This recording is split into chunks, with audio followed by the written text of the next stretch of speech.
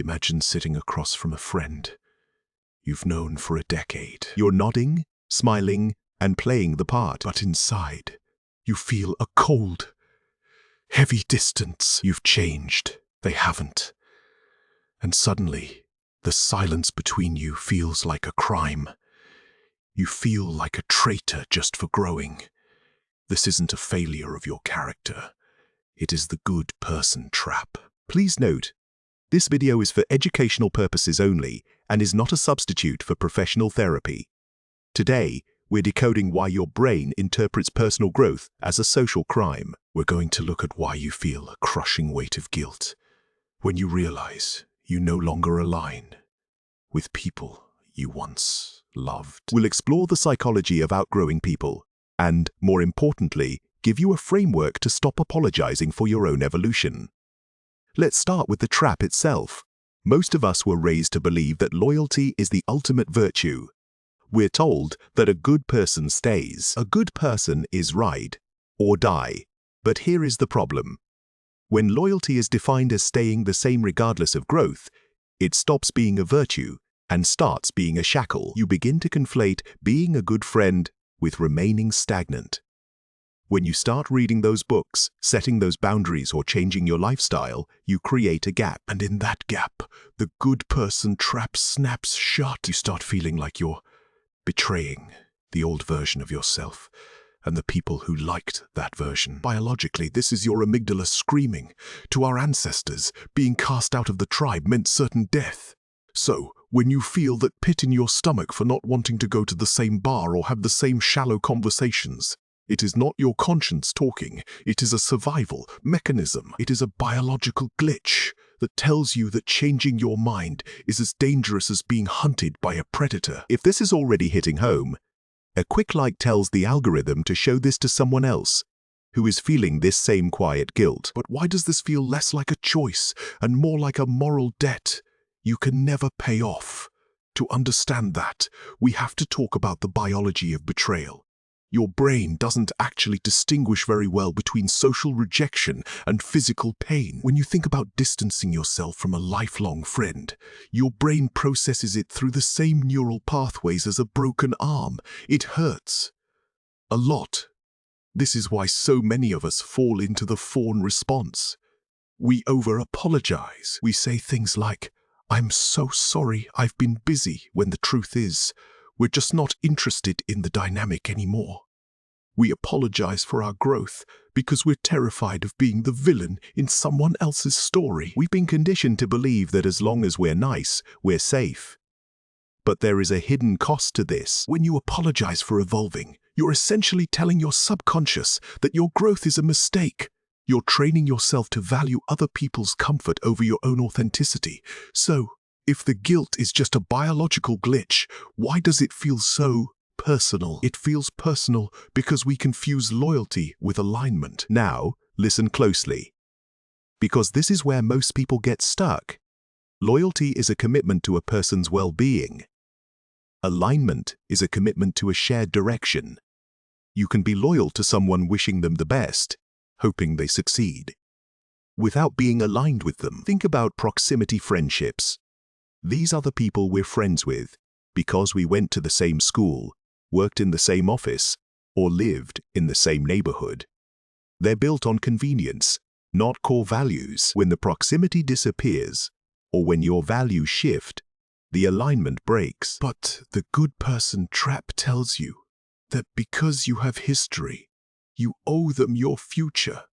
That is a lie. History is a reason to be grateful, but it is not a contract to be miserable. When loyalty becomes a tool to keep you small, it is no longer love. It is an anchor. How do you actually tell the difference between a friendship that needs work and one that is simply expired? It usually comes down to what I call the energy gap. Think about the last few times you spent time with these people. Did you leave feeling energized? Or did you feel like you just finished a double shift at a job you hate? When you're in alignment, conversation flows. When you've outgrown someone, conversation feels like pulling teeth. You find yourself performing a version of yourself that doesn't exist anymore. You're playing the role of the person they remember from 5 years ago. This leads to the friendship fade. For some, this is a natural, mutual drifting. You both grow in different directions, and the connection simply thins out. But for others, the fade is agonizing because one person is still clinging to the old contract. You try to pull away slowly, but every time you do, the guilt spikes. You feel like you're ghosting a good person. But here is the truth. Staying in a relationship where you're pretending to be someone else isn't kind. It is dishonest. It is actually a form of manipulation to keep them from finding friends who truly align with them. But what happens when the other person refuses to let the fade happen? That is when we hit the wall of cognitive dissonance. You're experiencing a clash between who I was and who I am becoming. Your old friends often act as mirrors. They reflect back a version of you that you've worked hard to outgrow. When they say things like, "You've changed," or "You're not the same person you used to be," it can feel like an accusation. But in reality, that is a compliment. Change is the point of being alive. The psychological toll of wearing a mask to keep the peace is immense. It raises your cortisol levels. It keeps you in a state of low-level anxiety. You start dreading the phone calls. You start making excuses to avoid the meetups. You're essentially living a double life, one where you're growing in private and one where you're shrinking in public. Eventually, the tension becomes unbearable. This leads us to the hardest part, the actual conversation. How do you do it without being the bad guy? First, you have to accept a hard truth. You will be the villain in someone else's story. There is no magic sequence of words that will make someone feel happy about you outgrowing them. To them, your growth feels like a loss. Your boundaries feel like a rejection. If your goal is to make sure the other person doesn't feel hurt, you'll never leave. You'll just stay in that trap until you resent them and yourself. Stop seeking closure. Closure is something you give yourself. It is not something you negotiate with someone else. Often, the more you try to explain yourself, the more you give the other person room to argue. They'll try to pull you back into the good person narrative. But after everything we've been through, how can you do this to me? They're not arguing about the friendship. They're arguing against the change. I've developed a specific script for this. The key is to move from apology to honesty. Instead of saying, "I'm sorry I can't come," or "I'm sorry I've been distant," try this. "I've realized that my priorities and my path have shifted, and I feel like we're moving in different directions. I still value the time we've had, but I need some space to focus on where I'm headed." Notice there is no sorry in there. You aren't apologizing for your direction. You're simply stating a fact. You're using I statements. You're not saying you're too stagnant or you're bringing me down. You're owning your evolution. You're setting a boundary that prioritizes your mental peace over a surface-level harmony. But once the words are said, the void remains. How do you handle the sudden silence? This is the part no one warns you about. Grieving the living. It is a strange, lonely kind of sorrow. You're mourning someone who is still perfectly healthy and active, but who is effectively dead to your current life. You might find yourself scrolling through old photos and feeling a deep ache for the friendship you used asterisk to have. The trick is to separate the shared history from the current reality. You can love the person they were at 20 and still realize they have no place in your life at 30. You don't have to erase the memories to make room for the new version of yourself. You can hold a space of gratitude for the role they played in your evolution while acknowledging that their role in your story has ended. It is okay to miss them. It is even okay to cry about it. But don't let the grief trick you into going backward. Does this mean you'll always be lonely as you level up? In the short term, yes, probably. There is a void period that happens every time you make a significant identity shift. You've left the old circle, but you haven't found the new one yet. This is where most people panic.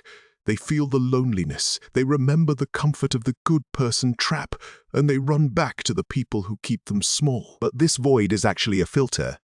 It is a necessary silence that allows you to hear your own voice again without the noise of other people's expectations. There is a massive difference between fitting in and belonging.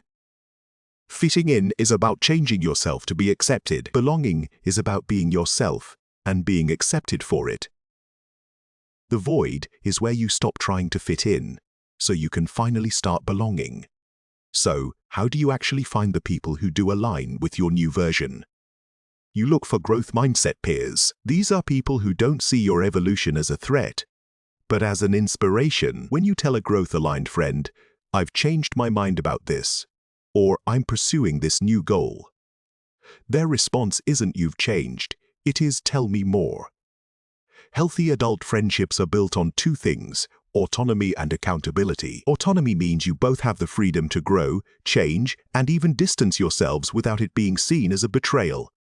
Accountability means you push each other to be better, not just to be the same. You move from a relationship based on surface harmony, where you never disagree to avoid tension, to radical candor, where you can be honest about your needs and your changes. Finally, how do we ensure we don't fall back into the same traps with new people? You have to implement a system of continuous auditing.